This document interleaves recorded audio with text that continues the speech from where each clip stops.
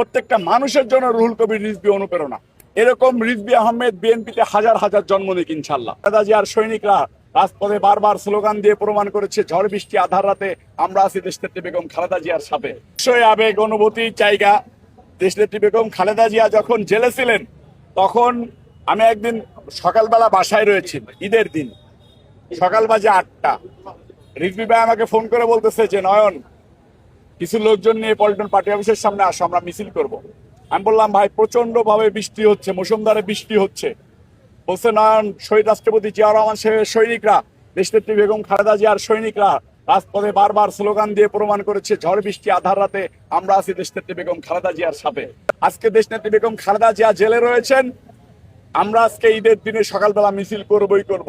সেটা যদি ঝড় হোক আর তুফান হোক আমাদেরকে আটকে রাখতে পারবে না।